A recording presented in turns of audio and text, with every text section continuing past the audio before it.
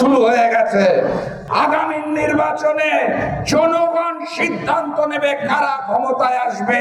পূজাকে কেন্দ্র করে হিন্দুস্তানে অসুরের মুখে প্রফেসর মোহাম্মদ ইউনূস এবং বাংলাদেশে পূজা মণ্ডপে অসুরের মুখে মুসলিম কালচারাল দাড়ি বসানো হয়েছে।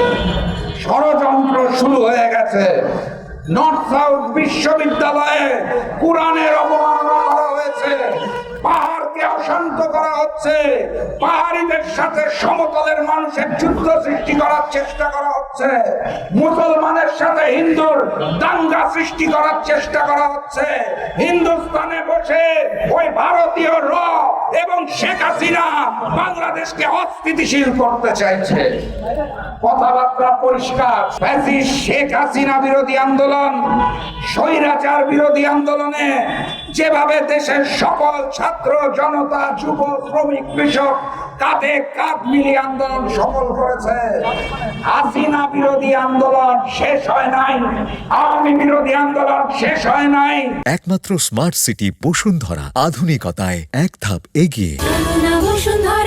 জাতীয় পার্টির 14 দল বিরোধী আন্দোলন শেষ হয় নাই, আন্দোলন চলছে, আন্দোলন চলবে। বাংলার মাটি থেকে ওই স্বৈরতন্ত্রের শিকড় উপড়ে ফেলার আগ পর্যন্ত আন্দোলন শেষ হবে না। সংগ্রামী সাথী এবং বন্ধুগণ, আমি আপনাদেরকে স্পষ্ট ভাষায় জানিয়ে দিতে চাই, বিগত 3টা নির্বাচনে হিন্দুস্তান যেভাবে প্রভাব বিস্তার করেছিল, আগে থেকে ফলাফল নির্ধারণ হয়েছিল, সেই ভারতীয় প্রভাব আমাদের আগামী নির্বাচনে আমরা চাই না।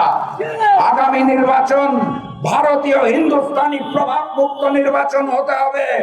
আগামী নির্বাচনে জনগণ সিদ্ধান্ত নেবে কারা ক্ষমতায় আসবে। হিন্দুস্তানের সিদ্ধান্ত নেওয়ার কোনো এখতিয়ার নাই।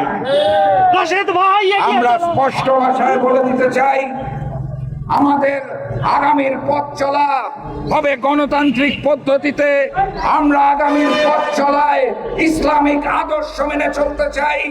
আগামীর যে ক্ষমতা, সেটা শুধু ক্ষমতা না, জনগণের ক্ষমতা বানাতে চাই।